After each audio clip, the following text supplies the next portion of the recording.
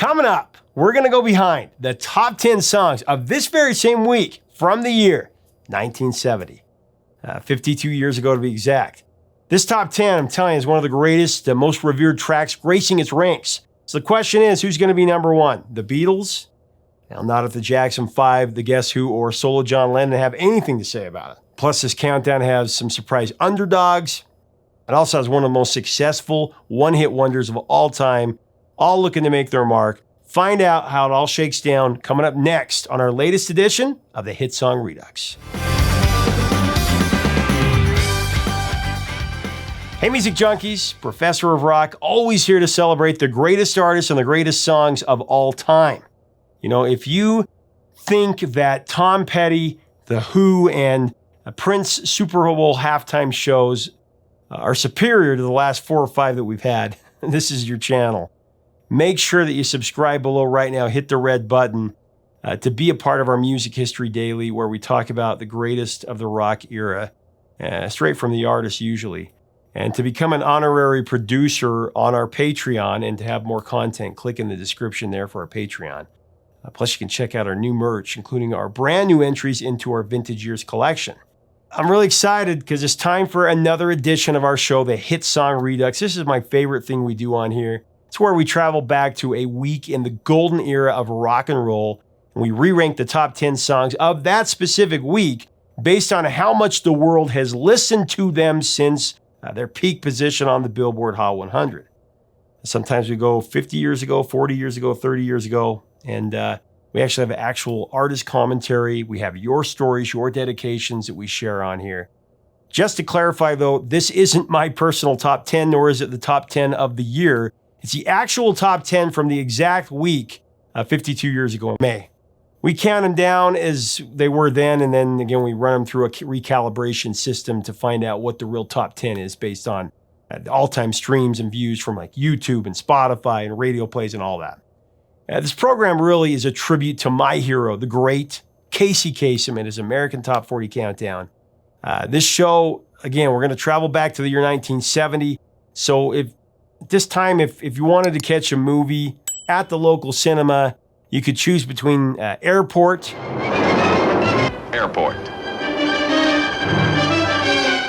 Patton. This is Patton, a salute to a rebel, a man whom the New York Times described in an editorial. And Woodstock. Woodstock from Warner Bros. A little help from our friends. On television, you could watch the first season of The Brady Bunch. The Brady Bunch, the Brady Bunch. Or you could sit down with the family for The Wonderful World of Disney. I remember doing that every Sunday. A Wonderful World of Disney. Or if you're feeling a little cheeky in the UK, you could catch Monty Python's Flying Circus. Monty Python's a Flying Circus. So let's get into it. Coming in at number 10, it's a song by a Scottish pop group who enjoyed several UK hits between 1968 and 1976. Originally called Dean Ford and the Gaylords, they later changed their name to Marmalade. The song is Reflections of My Life. Reflections of my life.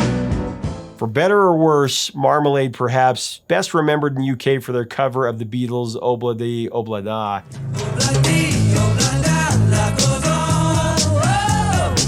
The band actually recorded the song without knowing that it was a Lennon and McCartney composition, which I've read, which is very interesting. It went on to the British charts at the close of 1968 and sold millions of copies around the world.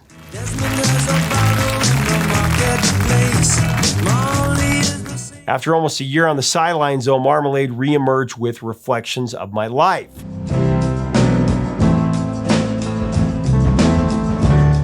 That would be their strongest hit in America. Written by vocalist Dean Ford and keyboardist Junior Campbell, the lyrics describe a pretty pessimistic outlook on life. It includes the lines, "The world is a bad place, a terrible place to live."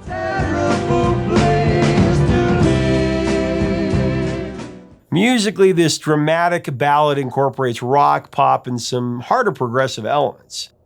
It's catchy enough to get you singing along and feel a connection with its really sad message. My Coming in at number 9, it's an American blues and soul singer who has been called the king of romantic Chicago soul. Tyrone Davis with Turn Back the Hands of Time.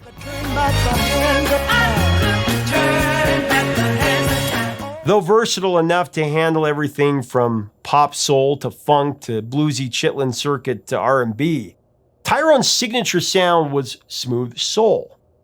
Tyrone, of course, best known for his classic Can I Change My Mind? Baby, can I change my mind? As well as Turn Back the Hands of Time. And he put together a lengthy hit-making run throughout the 70s, as well as a long list of hits for over 20 years. Oh, darling, I'm so lonely without you. Now, Turn Back the Hands of Time was co-written by Jack Daniels and Bonnie Thompson and produced by Willie Henderson. Daniels and Thompson reportedly wrote Turn Back the Hands of Time based on relationship problems Daniels was having at the time. It became Davis's second major hit, and it spent 2 weeks at number 1 on Billboard's R&B singles chart. It also reached number 3 on the Billboard pop chart here eventually. The single was also certified gold by the RIAA for sales of 1 million copies. So coming in at the number 8 spot, it's Instant Karma, We All Shine On by John Lennon and Yoko Ono, one of my favorite songs ever. Gonna get you. Gonna knock you right. John Lennon wrote and recorded the song in a day. Said Lennon, I wrote it in the morning on the piano. I went to the office and I sang it many times. So I said, hell, let's do it. And we booked the studio and boom, I did it in about 3 hours or something like that. Incredible.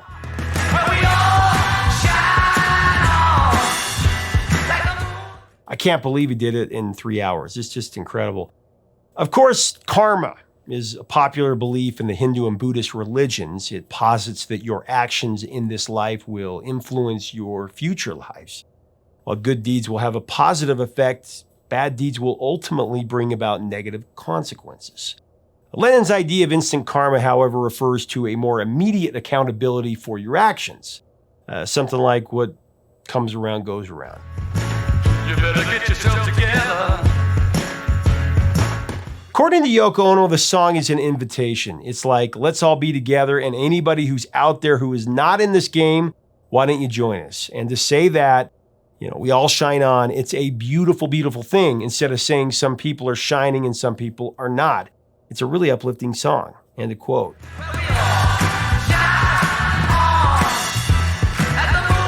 Probably my favorite Lennon song besides Imagine. Now, some of our viewers commented on this song.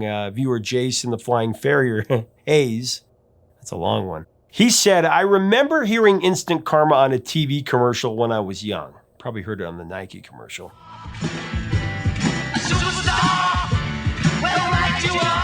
I instantly loved it. I asked my stepdad if he had the LP.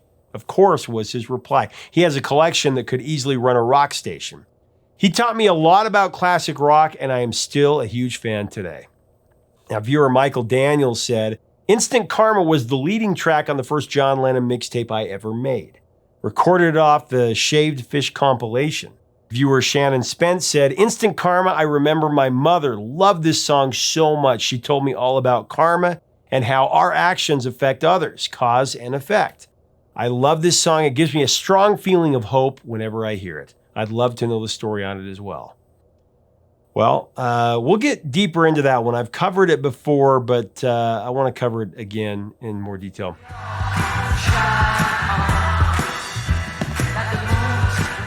As we arrive at the number 7 position, I do want to recognize our sponsor, Zenni Eyewear, that helps us keep the music alive.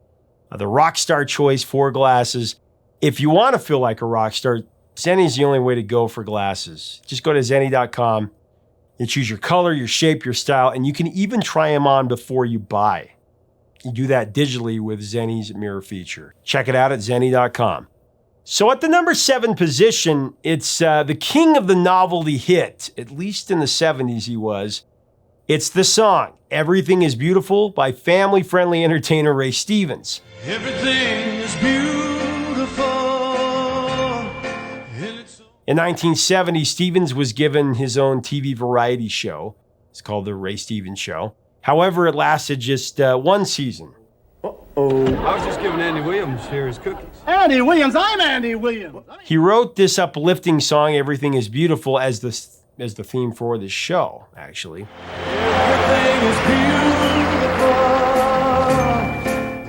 Stevens needed a very special song for the program, so he stayed down in his basement for about, I think it was like 3 or 4 days, trying to write it. He crumpled up paper all over, it was all over the place. Finally, this sudden stroke of inspiration came to him, and he was able to write it in about 40 minutes. Everything is beautiful. Said Stevens, it was a very special song and one that a lot of people still remember and sing along when I do it in my shows. The song was a rare non-novelty hit for Ray. He was actually more known for the comedic songs like The Streak,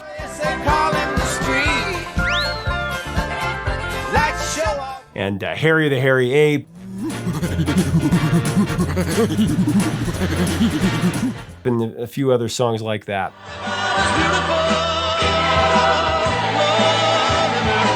So moving along to the number 6 position on this countdown, we have the Friends of Distinction and Love or Let Me Be Lonely.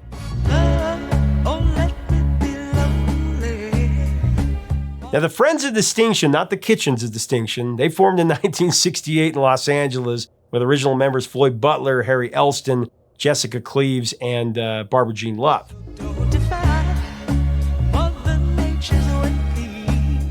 Butler and Elston had worked together in the Hi-Fis during the mid-'60s, often opening for Ray Charles. Other members of the Hi-Fis included actually Marilyn McCoo and Lamont McLemore, who later co-founded The Fifth Dimension. Initially, Elston suggested Distinctive Friends as a name, but Love recommended reversing the words to Friends of Distinction. With a talented cast and the backing of a well-known manager, former football great Jim Brown, actually, the Friends signed with RCA, and they released their first single in 1969.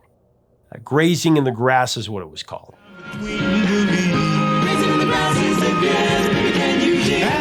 That song was a hit. It peaked at number 5 on the R&B chart, and it went to number 3 on the pop charts, I believe. The next release, Going in Circles, that also climbed to the top 3 in the R&B chart. You got me going in circles. Now, when Love took time off during her pregnancy, Charlene Gibson replaced her, singing lead on the Friends' third hit, Love or Let Me Be Lonely.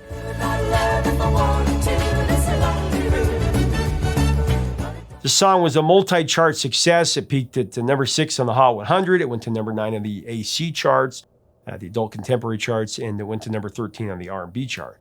The Friends were prolific, really between 69 and 73. They released 6 albums, with a 7th that came out later in 76.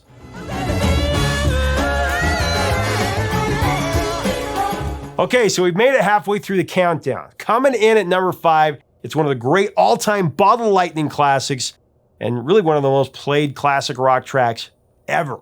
Spirit in the Sky by Norman Greenbaum.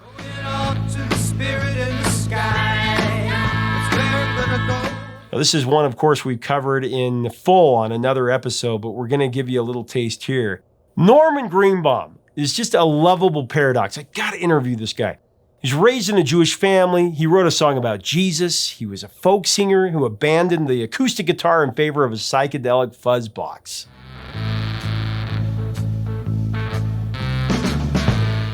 After finding success in the world of rock and roll, Norman decided he'd rather be a goat farmer instead. Interesting character for sure. When the mastered Spirit in the Sky album was submitted to the execs at Reprise Records, the title track was met with apprehension, actually. Something about releasing a Jesus song backed by fuzz guitar put him on edge. So they opted to release 2 other singles ahead of Spirit, and both were dismal failures. But inexplicably, the Reprise execs changed their minds, agreed to release the Taboo track as the next single, and the third time was most definitely the charm. Spirit in the Sky took over the airwaves around the globe.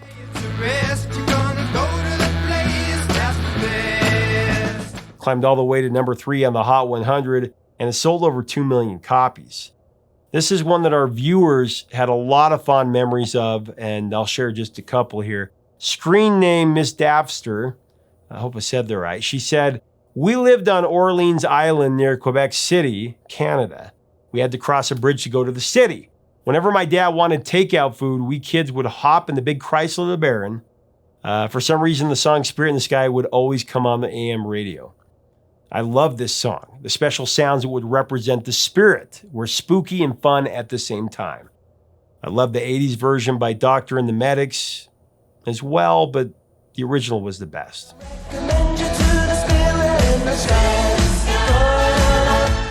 I have to agree with you there. Screen name Bronco Devil said, I gifted my wife a portable MP3 player. Before I gave it to her, I put all of her favorite songs on a USB. I was so proud that I knew all of her favorite songs. After I gave her the USB, the first thing she says is Spirit in the Sky on this? It wasn't. I guess I didn't know all of her favorite songs, so it's now a running joke between us.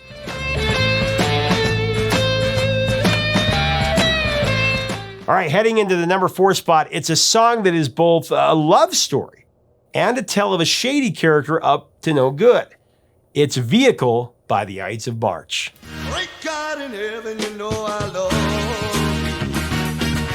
The song would reach number 2 on the Billboard Hot 100 and number 6 on the Cashbox chart. It also sold over 1 million copies. I was very fortunate to interview Jim Peterick, who sang it. He was in the band. He would later on go on to be a founding member of Survivor.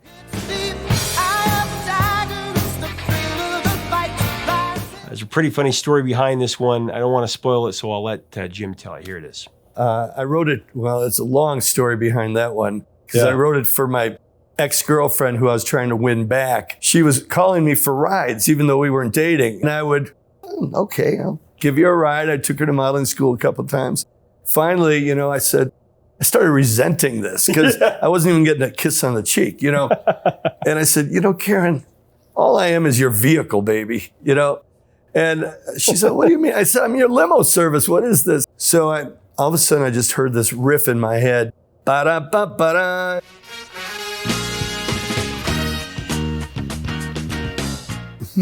That's strong, I said, maybe if I write her the song, I can win her back.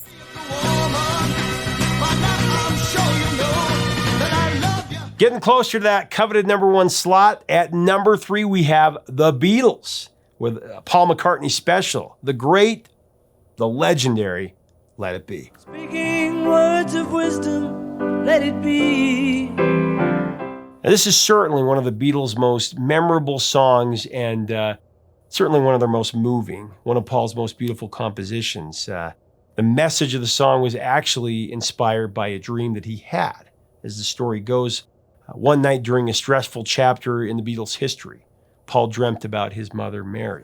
In times of trouble, Mother Mary comes to me. She had died from cancer over a decade earlier. Said McCartney, it was so wonderful for me, and she was very reassuring. In the dream, she said, it'll be all right. I'm not sure if she used the words let it be, but that was the gist of her advice. It was, don't worry too much. It'll turn out okay. It was some brilliant motherly advice, and it led to a song that really has become a spiritual anthem for a lot of people. Let it be, let it be, let it be. But even though that wasn't really McCartney's intent, he says that he doesn't mind. I'm quite happy if people want to use it to shore up their faith. I have no problem with that. Not surprisingly, there were a lot of comments about this one, and this one's special to me as well.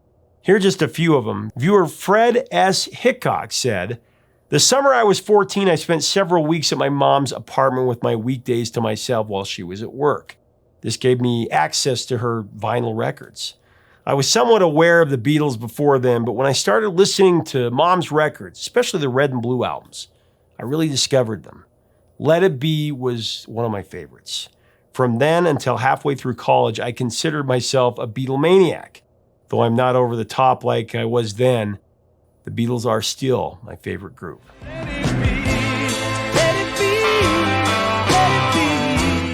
This next one is one of my favorites. Screen name Capital Flash said and shared, growing up in the early 80s, Let It Be rang throughout the household. The sound of my sister practicing it on the family piano with a Beatles songbook, echoing through the hallways.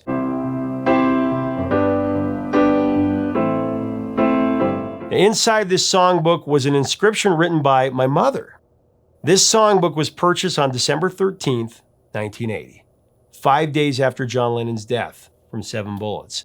This is one of the few articles that remained to buy that was not sold out. That's what she wrote. He says, my mother passed away in 1989, and Let It Be is the song that reminds me of my home. I still have that songbook today. Love that. And viewer nurse Christelle said, my mother lost her mother to cancer when she was just 7 years old. Her mother's name was Mary. Let It Be by the Beatles was released when my mother was 16 years old. She found comfort in Let It Be through all the ups and downs of being a teenager. Many times she would dream about her mom during those years, and her mom would offer her advice through her drama about particular situations. Let It Be gave her hope and strength that she needed to carry on. That song is still her favorite song to this day. Man, thank you to those in the community who shared these just beautiful memories.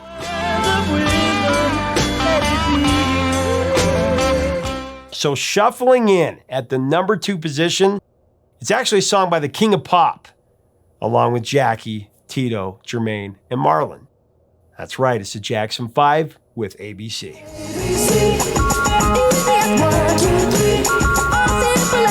Now, this was their first single from the album of the same name and the follow-up to their previous number 1 hit, I Want You Back.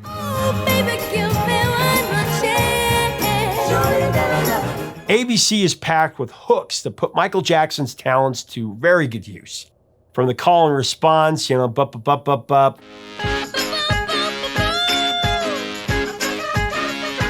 To the little vocal interjections like Get Up Girl.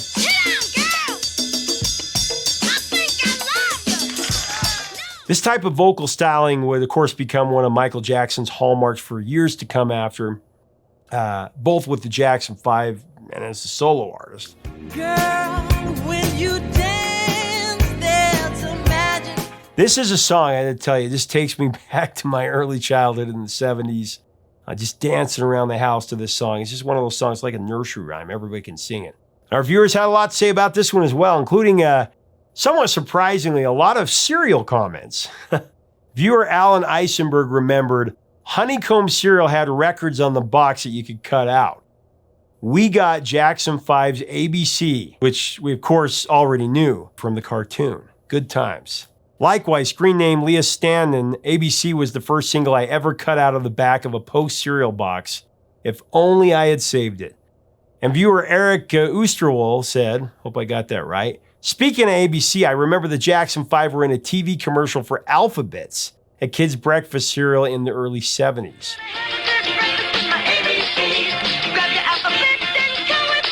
Now, mixing things up with a non-cereal comment, viewer Jimmy Sidebottom said, whenever our family took road trips when our kids were young, we listened to oldie stations and help our kids get an education in pop rock music history. My son writes and records music to this day, I think partly because of this. That's very cool. Well, whenever ABC would come on, we'd say, that was when Michael was good. I guess I was ignoring the fact that there was a 2 to 3 month period around 83 to 84 when the only cassette in my Walkman was Thriller. ABC girl! Okay, we've arrived at the number 1 song for this same week in 1970. But this number 1 comes with a bit of a twist. It's actually a double dose, a 2-for-1 A-side, B-side special from Canada's own The Guess Who, with American Woman and No Sugar Tonight. Stay away from me.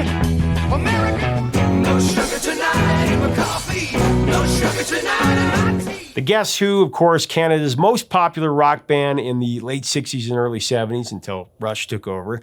The group had its roots in a band called Chad Allen and the Reflections, formed in 1962. In 65, now Chad Allen and the Expressions, they released Shakin' It All Over.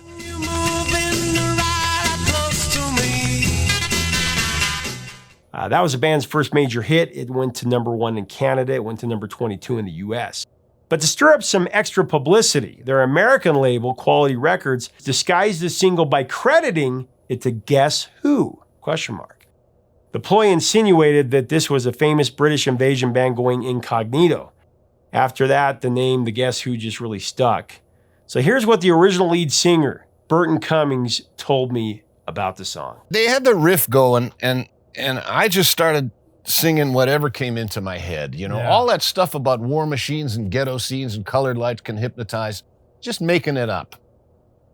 There was a kid there bootlegging the show on a cassette machine, which was barely come out. Fairly new invention at the time, a portable cassette machine. It was still pretty big. The guy had it on his shoulder. It was still pretty big to drag to a concert, but somehow we got a hold of the cassette later, listened to it. We thought that was a pretty good hook. They liked the fact that I was singing American Woman and blah, blah, blah, and we ended up recording it. I might have changed a few lyrics later, but basically that's the way it came out on stage. Well, it sounds very stream of conscious. It was stream of conscious. Well, there you have it. The top 10 songs of this same week from 1970, all great songs. So let's release these 11 songs through our recalculation system, including all-time streams, radio plays, views, the whole 9 yards. Now remember, it's 11 because of the double A side of No Sugar Tonight and American Woman. Okay, at number 10, it's Everything is Beautiful by Ray Stevens at 5 million. Everything is beautiful. Coming in at number 9 is Tyrone Davis's Turn Back the Hands of Time with 10 million streams.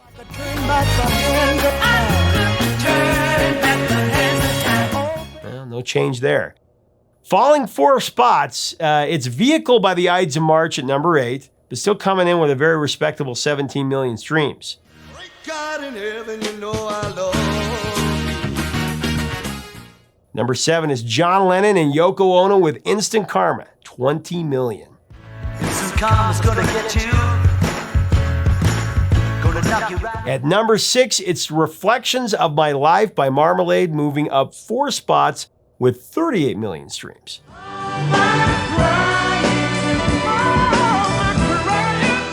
Now, coming in at number 5, it's the first of the 2 Guess Who entries, No Sugar Tonight, 45 million. No sugar tonight in my coffee. No sugar tonight in my tea. At number 4, it's the other half of the Guess Who's A-side, B-side combo, American Woman, coming in with 105 million streams.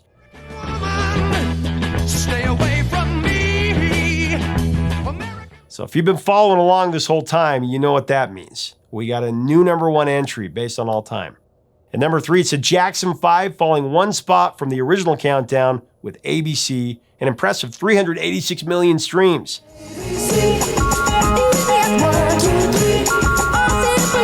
And at number 2, it's the Bottle Lightning one-hit wonder Spirit in the Sky, almost climbing to the top with an incredible 483 million streams, almost half a billion.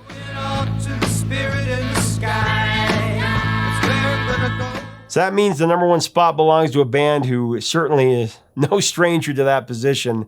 It's the Beatles, with the McCartney-led classic Let It Be, bringing home 609 million together. Speaking words of wisdom, let it be.